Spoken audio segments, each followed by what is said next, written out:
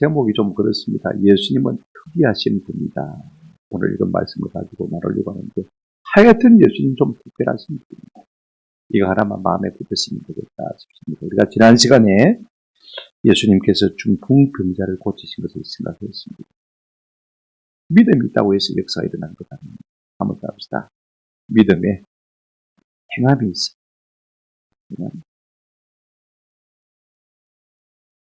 행함이 없는 믿음은 죽은 믿음입니다. 그게 역사가 일어나는 것을 볼 수가 있습니다. 내가 믿음이 비록 부족해도 내 주변에 있는 사람이 믿음이 있다면 그 믿음을 보시고 우리 주님은 우리 가운데 놀라운 은혜를 베풀어 주실 줄로 믿습니다. 우리 교회에 믿음이 약한 분이 있습니다.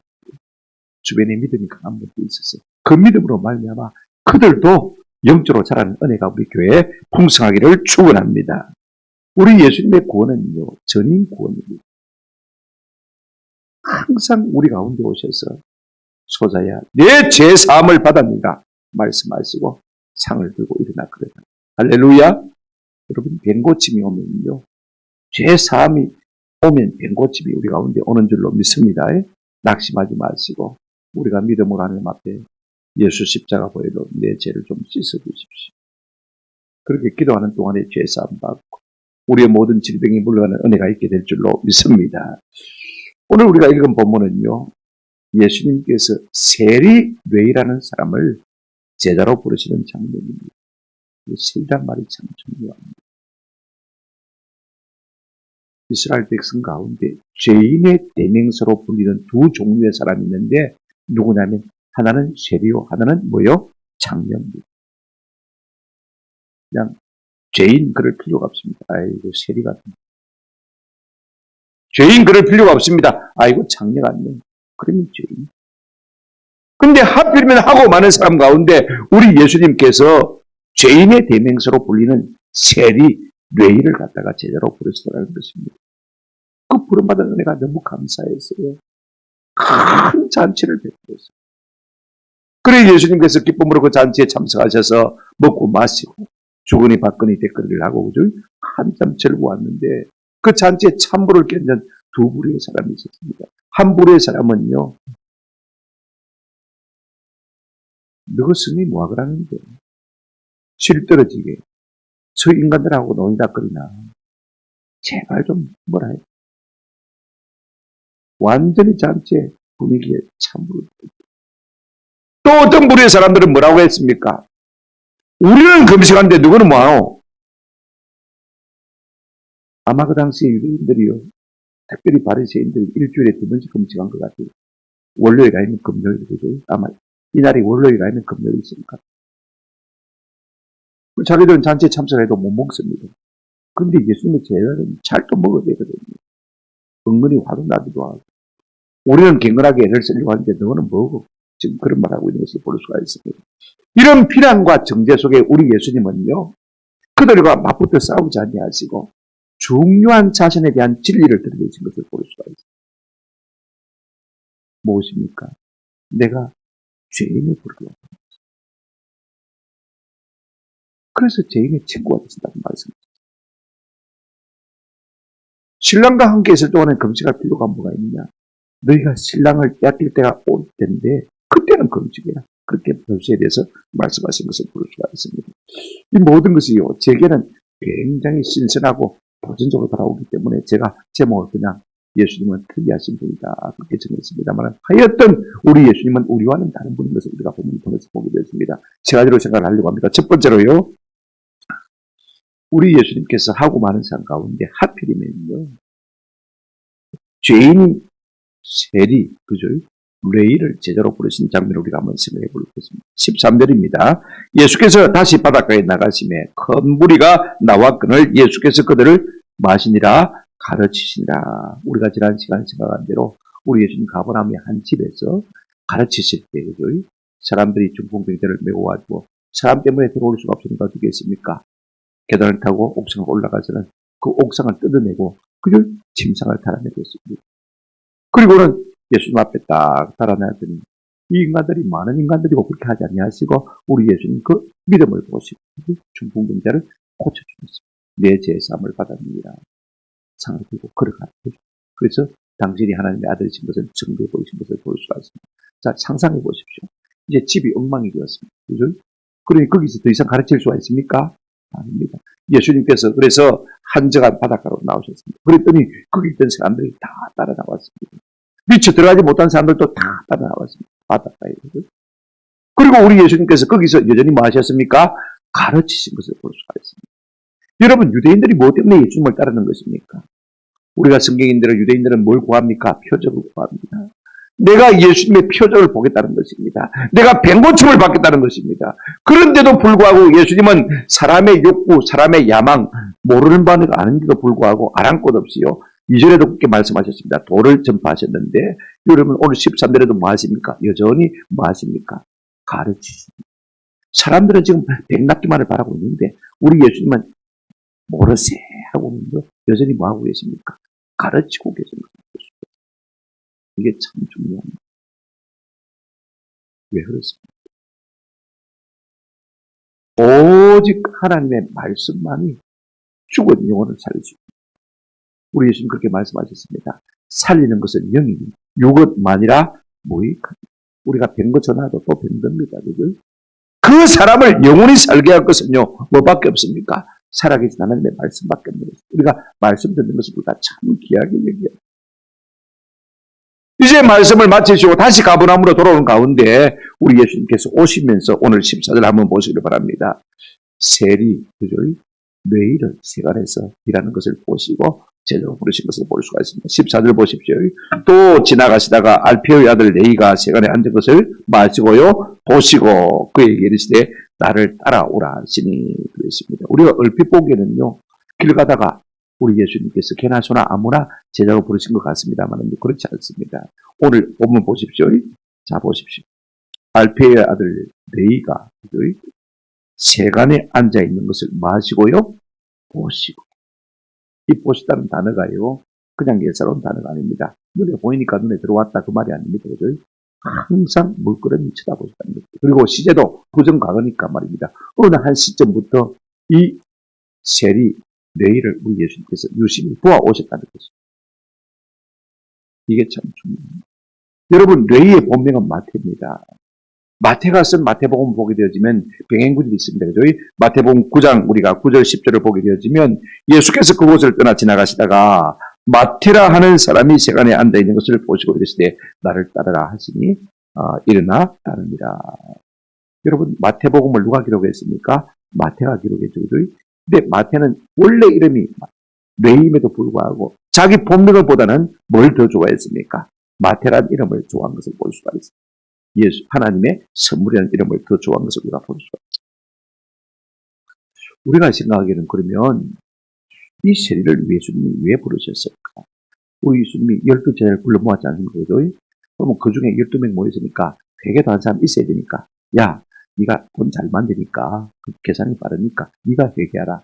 회개하도록 시키기 위해서 뇌일을 부르신 것입니까? 세리를 부르신 것입니까? 그럽니까? 누가 회개를 맡았죠? 예수님 돈 주머니를?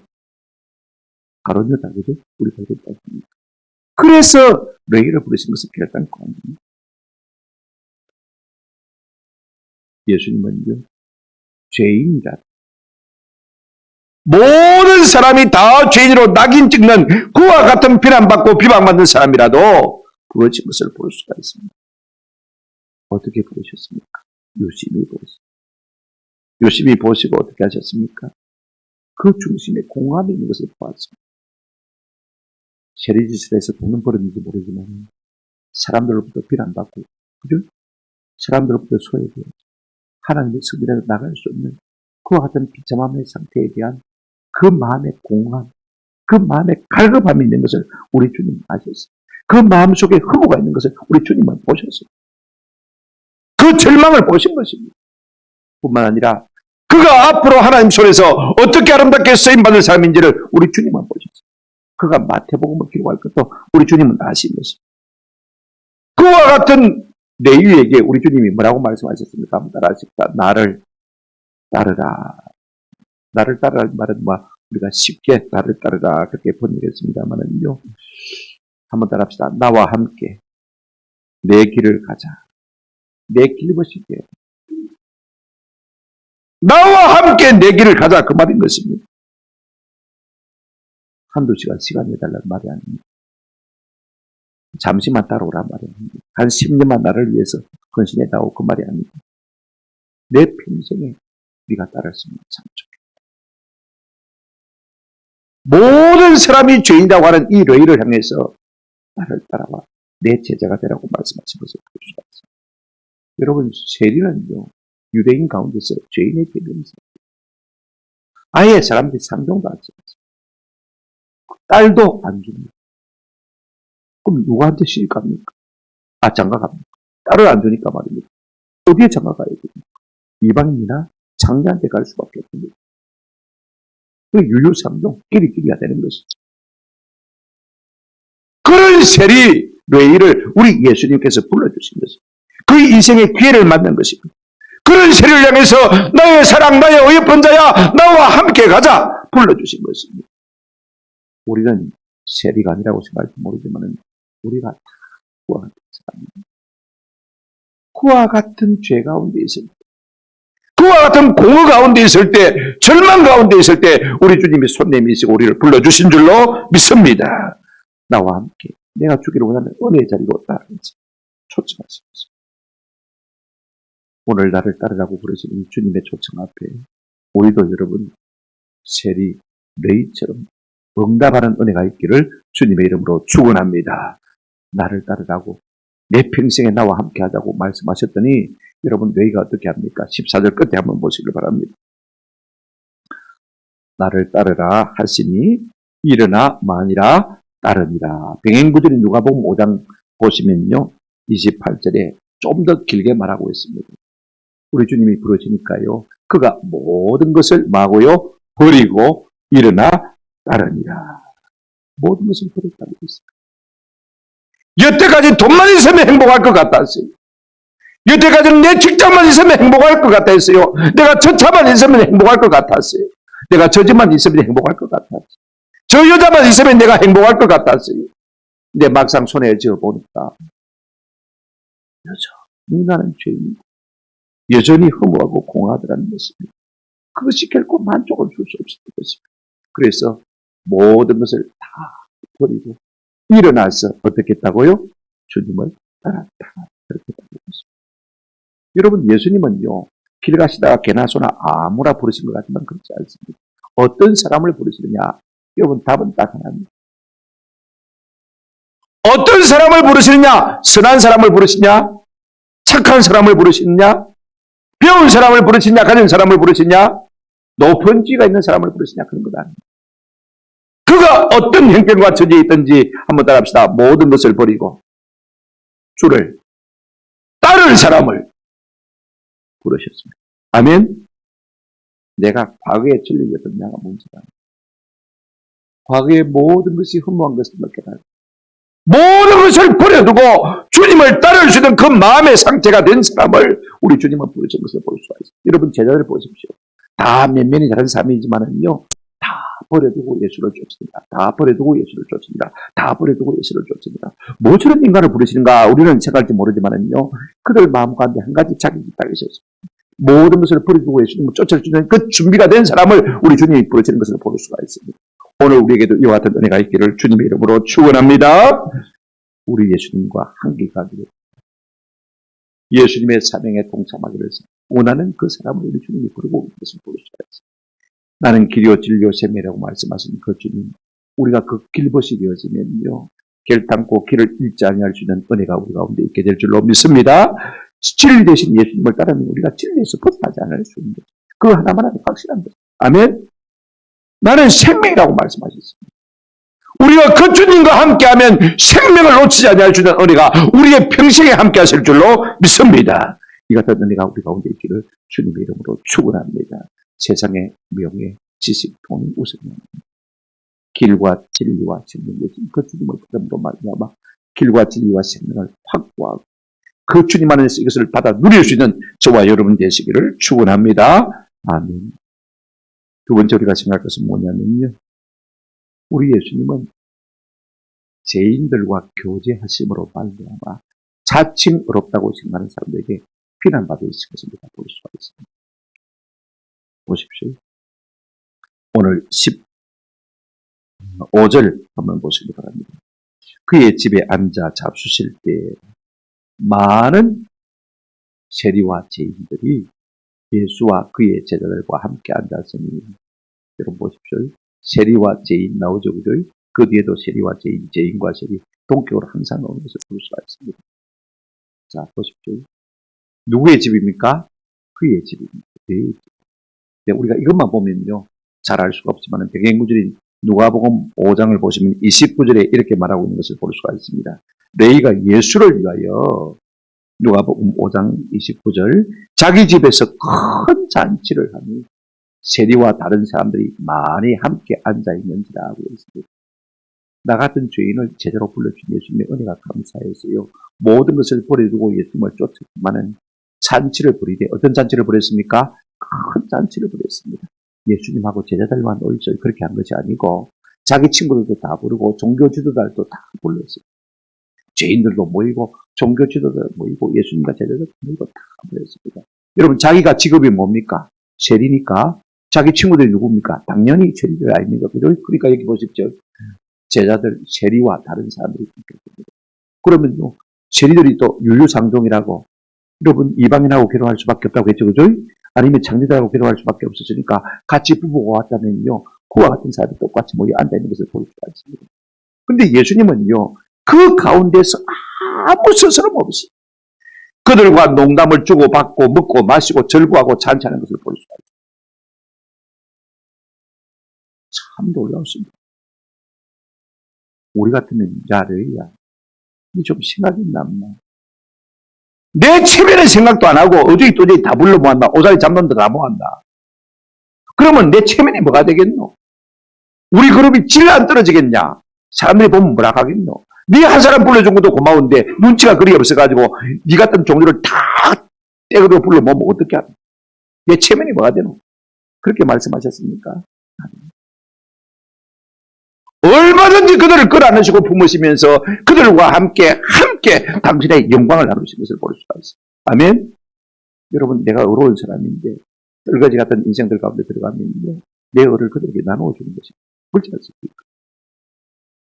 우리 남전도에 그렇게 지체가 높은 사람은 없지만 큰 교회들 가면요, 어떻습니까? 부산에 내려가는 장로님들 참 많거든요. 그런 분들도 있고, 그 다음에 그 남전도의 회원들 가운데는요, 평생을 나이 50, 60부터로 서면에서 구두 닦게 하는 사람도 있습니다. 같이 발벗고 누워가지고 농담 따먹게 하면요, 누가 마음에 기쁨이 있겠습니까? 병원 원장이 있겠습니까? 대학 총장이 있겠습니까? 평생에 구두 닦게 하던 그 사람이요, 야, 주일만 되면 점심 먹고 나면요, 나는 이런 사람들하고 상대한다. 밖에 나가면 얼마나 자랑이 되겠습니까? 그죠? 우리 예수님은 그런 마음으로 그들과 함께 하신 것을 우리가 볼 수가 있습니다. 사실 예수님이 보기에는요, 모든 사람이 다 죄인입니다. 아멘? 그렇지 않습니까? 한번 생각해 보십시오. 모든 사람이 죄인입니다. 여러분, 세리가 날 때부터 나는 평생 세리로 살겠다고 작정하고 서원하고 세리가 되었습니까? 장녀가 여러분 생각해 보십시오. 나는 평생 장녀로 살겠다고 작정하고 서원하고 그렇게 장녀가 되었습니까? 하나님이 그 마음 가운데 없으니까, 하나님을 잊어버리니까, 죄 가운데 살다 보니까 그렇게 흘러 들어가고 만 것을 우리가 볼 수가 있습니다. 누가 날 때부터 내가 삥땅 주고 살겠다고 선하고 살고 있습니까? 아닙니다. 하나님을 잃어버린 인간은요, 다 죄인일 수밖에 없는 것입니다.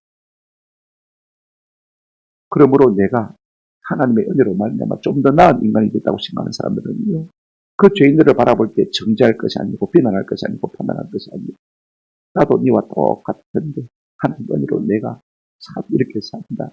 너도 하나님 만났으면 좋겠다. 불쌍히 이런 마음으로 그들과 함께하는 이것이야말로 진짜 하나님의 마음인 줄로 믿습니다. 이 같은 이런 마음이 좀 우리 가운데 있으면요, 우리 주님이 얼마나 영광을 받으시고 우리 주님이 우리를 보고 얼마나 기뻐하시겠습니까? 사람은 흑백을 갖다가 분별하고 그 다음에 자꾸만 판단하고 정죄합니다만 우리 주님은 그렇지 않습니다. 하나님의 아들이시지만 당신의 의를 이 땅 가운데 나누어 주시기 위해서요, 죄인들과도 함께 하실 것을 볼 수가 있습니다. 그랬더니 어떤 사람들이, 바리새인과 서기관들 중에 어떤 사람들이요, 이걸 갖다가 시비 걸고 예수님 앞에 태클을 걸고 들어온 것을 볼 수가 있습니다. 16절 한번 보십시오. 바리새인의 서기관들이 예수께서 죄인들과 세리들과 함께 잡수시는 것을 보고 그의 제자들에게 이르되, 예수님한테 대놓고는 말 못하고 그죠? 어찌하여 세리 및 죄인들과 함께 먹는가? 어째 너그 선생은 저런 인간들하고 뜰뜰한 인간들하고 어울리냐 하고 비방하고 비난한 것을 볼 수가 있습니다. 질 떨어지고. 왜 그런 짓을 하는지 모르겠다.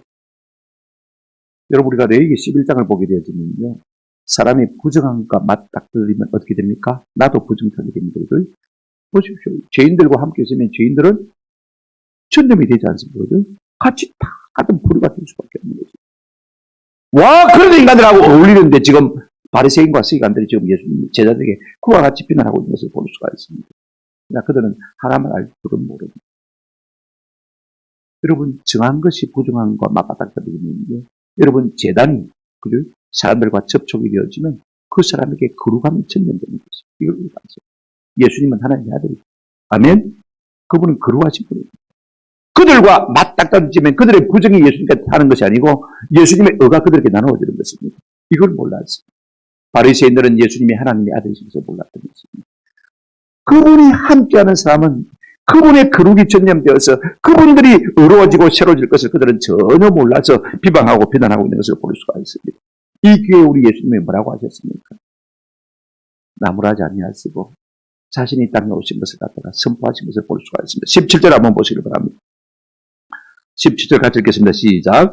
예수께서 들으시고 그들에게 이르시되, 건강한 자에게는 의사가 쓸데없고 병든 자에게라야 쓸데있느니라. 나는 의인을 부르러 온 것이 아니요 죄인을 부르러 왔노라 하시니라. 우리 교회 들들하는 사람이 오면요, 아이고 당신은 안 왔으면 좋겠는데 다음에는 막 다른 교회가 있어요. 우리가 은근히 밖으로는 표현을 하지만 그죠? 그런 마음이 우리 가운데 있을 수가 있어요. 이 같은 인간이 왔나? 우리 교회 질 떨어지겠다. 그죠? 그렇지 않습니다. 교회 이름이 뭐가 되겠냐? 명성이 뭐가 되겠냐? 네가 교회 오면 교회가 욕먹겠다. 아닙니다. 그 사람이 예수의 사랑으로 말미암아 변화되면요, 그 사람이 변화된 삶을 자신이 간증하고 자랑하면요, 오히려 주님의 영광이 드러나고 고운 교회 명성이 드러나게 될 줄로 믿습니다. 우리가 이 주님의 넓은 마음을 가질 수 있는 은혜가 있기를 주님의 이름으로 축원합니다. 여러분, 건강한 자는 의사가 필요가 없습니다. 우리가 평소에 건강하면 병원 근처도 안 가지 않습니까? 뭐하러 갑니까? 그죠? 그러다가 병이 딱 걸리게 되어지면요, 바리 병원을 찾습니다. 병원이 얼마나 고마운지.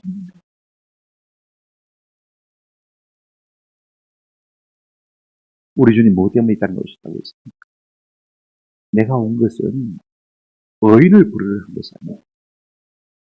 고상한 사람들 만나가지고 고상한 이야기를 나누다가 살다가 가려고 이 땅에 오신 것이 아니고 죄인들을 만나가지고 그 죄인들을 의롭게 변화시켜서 구원시켜서 그들을 하나님 보좌 앞으로 인도하기 위해서 내가 이 땅에 오셨다고 말씀하고 있는 것을 볼 수가 있습니다. 중요한 것은 이것입니다. 아무리 의사가 치료해주고 싶어 해도 자신이 병든 상태임을 알지 못하는 사람은요, 내가 왜 병원에 가야 되는데, 왜 내가 만져야 되는데, 안 합니다, 여러분. 정신병 든 사람도 마찬가지입니다. 가족들이 다 정신병을 끌고 가려고 해도요, 내가 왜 정신병 들었는데, 왜 내가 치매 걸렸는데, 왜 나를 갖다가 억울하게 몰아가지고 병원 데리고 가려는데, 막 사방에 전화해가지고 억지로 나를 병원에 감금하려고 한다고, 막 그런 사람도 있지 않습니까? 주변에. 저는 우리가 어떤 상태에 있는지를 아는 은혜가 있기를 주님의 이름으로 축원합니다. 우리가 죄인됨을 아는 것이 은혜 중에 은혜입니다. 그래야 의사 대신 예수님을 만날 수 있는 것입니다. 내가 죄인인 줄 모르면요, 평생 괜찮은 삶으로 살다가 그렇게 예수님을 놓치고 마는 것입니다. 여러분, 세리 레위는요, 무엇 때문에 예수님을 따랐습니까? 내가 죄인인 줄 알았기 때문에 모든 것을 버리고 주님을 따른 것입니다. 오늘 이 레위의 집에 왜 장녀들과 세리들이 개떼같이 모여들었습니까? 우리 친구 레위도 예수님이 제자로 부르셨는데 우리도 얼마든지 받아주실 줄 그 마음에 생각이 있기 때문에 개떼같이 모여들었어요. 나 같은 죄인도 예수님이 받아주실 수 있어요. 여러분, 사람은요, 얼마나 인정에 목말라는지 모릅니다. 회사에서도요, 상사가 나를 인정해주면 죽을 똥 살똥 충성하지 않습니까? 맞죠? 아무도 자기들을 용납해주지 않는데 우리 예수님께서 그를 받아주셨습니다. 제대로 삼아주셨습니다. 그 그룹에 끼워주셨습니다. 하나님 나라의 일원으로 삼아주셨습니다. 하나님의 나라와 을을 위해서 살도록 그의 삶을 이끄시고 인도하시고 부르신 것을 볼 수가 있습니다. 그러니 그 은혜가 얼마나 감사해요. 나도 그 은혜를 받고 많은 세리 친구들이, 많은 창녀 친구들이 예수님께 나와서 지금 함께 먹고 마시고 즐거워하는 것을 볼 수가 있습니다. 여러분 인생에 있어서 복이 무엇입니까? 내가 병든 죄인이라는 것을 아는 것이 복입니다. 아멘? 오늘날 삶들 가운데요, 이걸 모르는 사람이 부족했습니다. 예수 안 믿는 사람 가운데 하기야 예수 믿는 사람보다도 도덕적으로나 윤리적으로나 여러 가지 사상적으로 면에서요, 건강하고 건전한 분들 우리 주변에 얼마나 많은지 모릅니다. 그런 사람들이 뭐 때문에 예수를 필요로 하고 있습니까? 내가 죄인임을 아는 사람만 예수님을 필요로 하고 있습니다. 우리가 이 복을 받으려면 어떻게 해야 되겠습니까? 하나님 앞에 나를 직면하는 것입니다. 하나님 앞에 나를 세우는 것입니다. 말씀 앞에 나를 세워보면요, 영광 없는 죄인임을 알게 됩니다. 로마서는 우리에게 뭐라고 말하고 있습니까? 여러분 보십시오. 의인은 얼마나 곧한 사람도 없다고 했습니다. 모든 사람이 죄를 범하였으며 하나님의 영광에 이르지 못한다고 했습니다. 여러분 이사야 6장을 보게 되면 선자 이사야가요, 천상의 광경을 보게 되었습니다. 천상에서 하나님 보좌가 있고 그 보좌 주위로 천사들이 거룩하시다 찬송을 부르는데 그 찬송 소리만 들어도 하나님의 보좌가 얼마나 거룩한지 두려운지 느껴집니다. 그런데 천사들이요, 그 깨끗한 천사들이 사람도 아닌데 죄를 지을 것도 아닌데 어떻게 합니까? 나그네가 6개가 있는데 그 둘로는 얼굴을 가리고 둘로는 발을 가지고 그 다음에 나머지 둘 가지고는 날입니다. 천사들도 하나님 앞에 얼굴을 가리고 천사들도 하나님 앞에 발을 가리고 그 하나님의 거룩하고 엄미하신 모습을 느끼면서 그가 뭐라고 했습니까?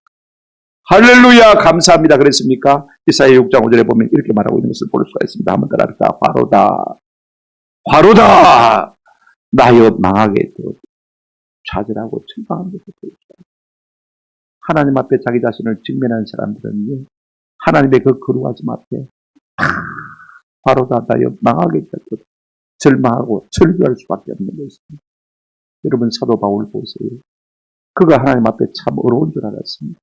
그래서 교회를 얼마나 핍박했습니까? 다메섹 도상에서 부활하신 주님을 만났습니다. 주여 믿습니까? 나는 네가 핍박하는 예수라. 그때 사도 바울은 녹아졌습니다. 내가 하나님의 아들을 핍박했다고요. 내가 망할 짓을 했니? 내가 죽었사니. 한번 더 갑시다. 나는 죄인 중에 괴수로다.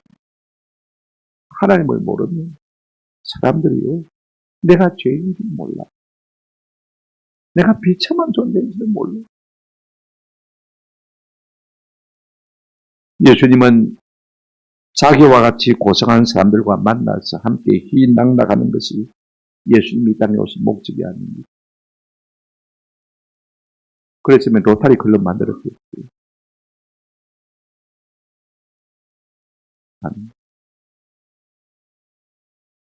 그러면 JC 클럽 만들었겠죠.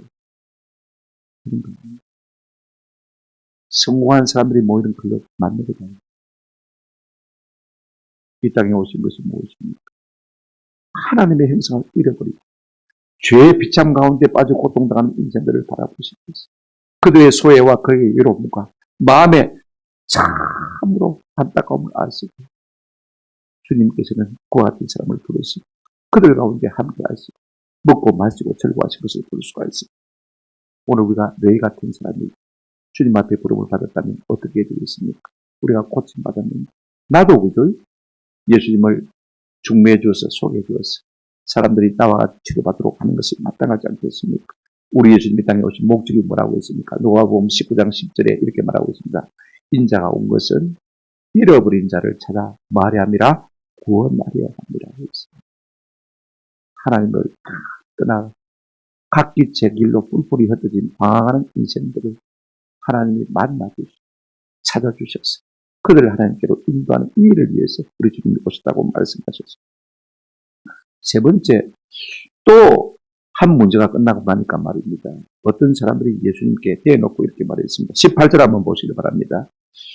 요한의 제자들과 바리새인들이 금식하고 있는지라 사람들이 예수께 와서 말하되 요한의 제자들과 바리새인의 제자들은 금식하는데 어쩌여 당신의 제자들을 맞이하냐니까 금식하지 않냐니까. 하필이면 아마 바리새인들이 금식하는, 여러분 누가복음 18장에 보면 바리새인이 사람들이 보는 앞에서 기도하지 않습니까? 그죠?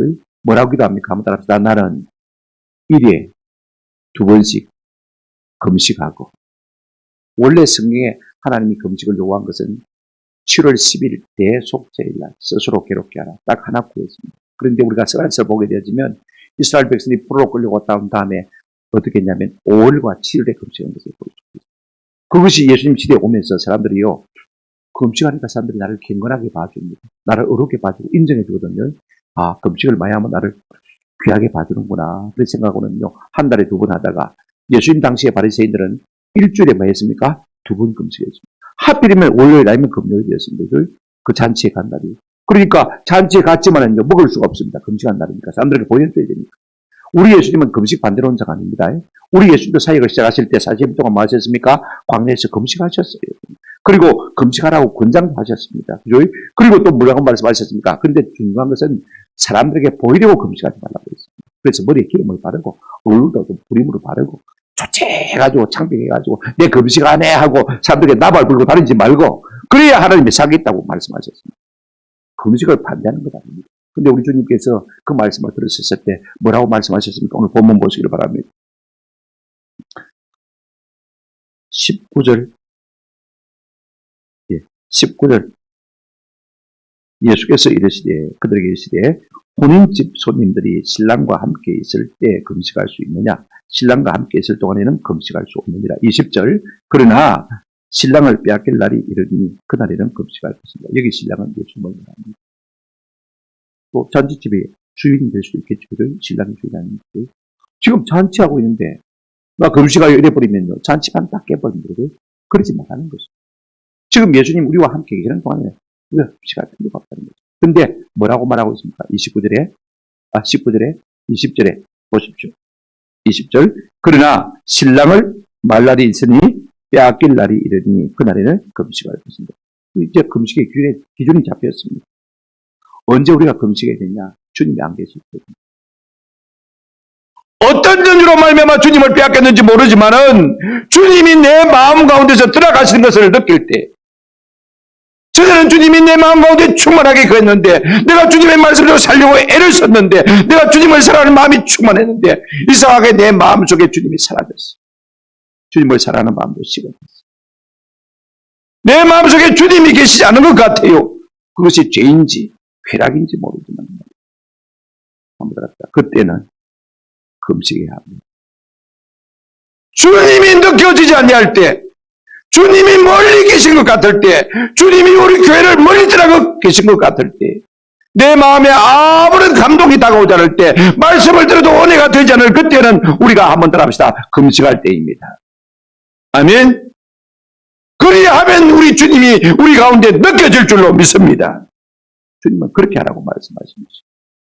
오늘 우리가 교회는 다니지만 주님이 느껴지지 않는다면 그때는 위기였거든요. 그때는 우리가 금식. 간절히 식음을 전폐하고 주님을 구할 때 주님이 우리 가운데 다시 역사하실 줄로 믿습니다. 그리고 21절 22절에 뭐라고 말씀하셨습니까? 생배 조각을 낡은 배에 붙였습니다. 그 다음에 세수를 낡은 부대에 넣는 사람들. 이건 상식이에요. 이 말씀을 갖다가 자꾸 어렵게 풀어가지고 이상하게 푸는 사람들이 많이 있습니다만 그럴 필요 없습니다. 한마디로 딱 그렇습니다. 율법과 은혜가 함께 어울릴 수가 없다는 것입니다. 지금 이 바리새인과 서기관들은요, 구약시대 마지막을 살고 있는 사람입니다. 계속해서 율법을 붙들고 있는 사람입니다. 예수님은 지금 복음시대를 알리기 위해서 왔습니다. 은혜를 알리기 위해서 왔습니다. 누구든지 아무든지 내게로 오면 죄 사함 받고 예수 믿어 구원을 것이다. 할렐루야. 이것이 은혜인 것입니다. 왜 자꾸 율법의 잣대를 가지고 네가 사람을 재단하고 판단하느냐? 그 가지고는 이 은혜의 시대를 감당할 수가 없다. 나는 누구든지 아무든지 그 과거가 어떠든지 간에 예수만 믿으면 다시 잃어버린 하나님의 형상을 회복하고 낙원을 회복시켜주고 그에게 영원한 생명을 줄 것이라고 말씀하고 있는 것을 우리가 볼 수가 있습니다. 그래서 우리 주님은 나병 환자에게도 소자야 네 죄사함을 받습니다. 중풍병자에게도 소자야 네 죄사함을 받습니다. 가늠하다가 현장에서 잡힌 여인에게도 네 죄사함을 받았으니 다시 가서 죄를 짓지 말라. 할렐루야. 우리 주님은요 이 은혜의 복음을 선포하시기 위해서 율법의 자세를 가지고 사람을 정죄하고 판단하고 지옥으로 몰아넣는 일을 하시기 위해서 오신 것이 아니라 죄를 사해 주시고 누구든지 예수 믿기만 하면 하나님의 잃어버린 형상을 회복하게 하시고 에덴 동산을 회복하게 하시고 영원한 생명을 주어서 주님과 함께 영원한 생명을 누리도록 하시기 위해서 이 땅에 오신 분이신 것입니다. 아멘. 죄로 말미암아 양심에 눌린 사람들이 예수로 말미암아 죄사함을 받고 이제는 기쁨을 누리시게 되었습니다. 저는요 죄사함 받은 기쁨이 그 희락의 영이 우리 가운데 주님의 이름으로 넘치기를 축원합니다. 우리가 너무 기뻐하다가 좀 사람들에게 들킴 받았으면 좋겠어요. 제 친구 목사님 사모님이 너무 희락의 영이 넘쳐가지고 그냥 하루 종일 희죽희죽 밤에 자다가도 웃으니까 남편한테 좀 미안해가지고 교회 가서 철례하면서 철례를 하는데도 불구하고 기도는 안 하고 그냥 혼자서 희죽희죽 웃고 있는 거예요. 장로님이 새벽에 일찍 오셨다가 여자가 희죽희죽 웃고 있거든요. 귀신이 왔는가 싶어서 막 소름이 쫙 끼더라고요. 그래 자세히 누군가 봤더니 사모님이 그러고 있는 거예요. 혼자서 희죽희죽 웃고 있는 거예요. 그때는 말 못하고 당회할 때 목사님한테 그랬답니다. 목사님 사모님 좀 이상하던데요. 목사님 나도 압니다. 받은 자에는 알 바가 없습니다. 그러고 끝냈더니 희락의 영이 그 가운데 있으니까요. 밤에 찾던 우리가 너무 기뻐하다가 사람들에게 들킴받는 은혜가 되기를 주님의 이름으로 축원합니다. 야, 니 개돈 탔나요? 복권 된다. 로또 땄나? 아이, 예수 만났다. 우리의 얼굴이 선도제가 되는 그런 은혜가 있기를 주님의 이름으로 축원합니다. 우리 주님은요, 특별하신 죄인도 제대로 부르시고 죄인들과 함께 먹으시는 분. 무엇 때문에 그러신 것입니까? 이것이 주님의 사명이기 때문에 그렇습니다. 인자가 온 것은 의인을 부르려 함이 아니라 죄인을 불러 구원하기 위해서다. 우리 주님이 우리를 이렇게 해주셨다면 우리 역시 누굽니다. 나보다 못한 인간들을 손잡아주고 위로해주고 격려해주고 네가 하나님을 몰라서 이 같은 인생이 되었지만 하나님을 만나면 인생이 달라졌지. 끝까지 인정해주고 격려해주고 밀어주심으로 말미암아 많은 사람들을 주께로 인도하는 저와 여러분 되시기를 주님의 이름으로 축원합니다. 아멘.